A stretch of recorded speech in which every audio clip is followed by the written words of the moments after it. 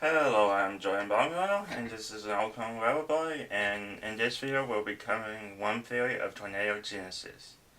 Some of you may have been watching the radar the other night when we had a mesoscale convective system move through the area.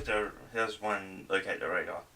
A mesoscale convective system has leading convection, so you'll see heavier rain, severe thunderstorms with it, and then behind it you'll have a bunch of lighter rain that's more stratiform in nature or not as severe.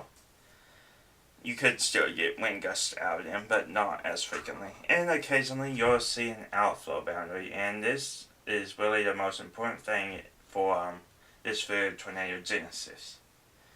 So what I'm going to do is I'm going to look at a cross section of it, like if you were just looking horizontally at it, with a bunch of the background stripped away.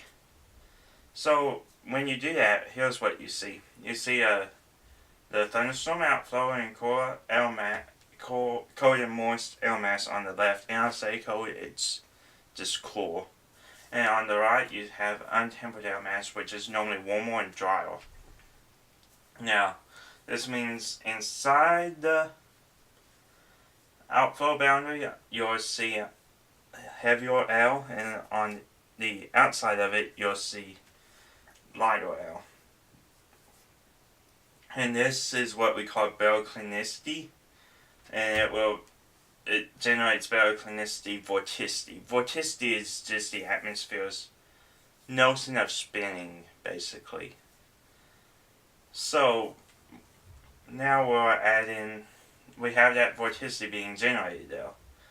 And we add in inflow to the storm, which looks like this.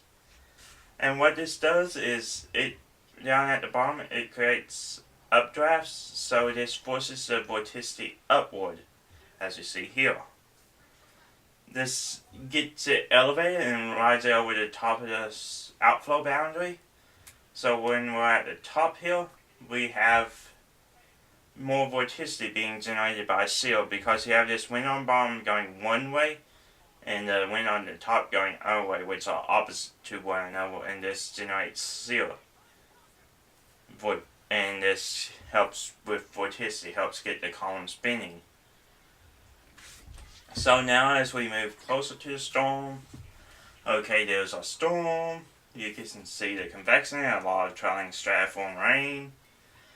And we move this into the storm here, and then you'll get an updraft here, and what that does is it tilts the storm, the vorticity, into the vertical.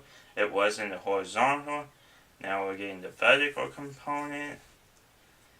So now all we need is, if this vorticity tightens up enough, we will see stretching occurring and we will get a tornado.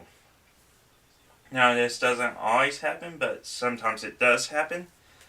And if it does, we can get weak tornadoes, sometimes strong tornadoes, but normally it's on the weaker side, as this is not a very efficient way of generating tornadoes, and the atmosphere is normally pretty worked over behind it, and that outflow boundary takes some of the energy away.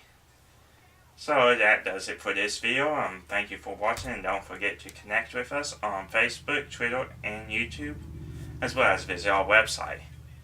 Thank you for watching. This has been an Oakland Weather Blog over one theory of tornado genesis.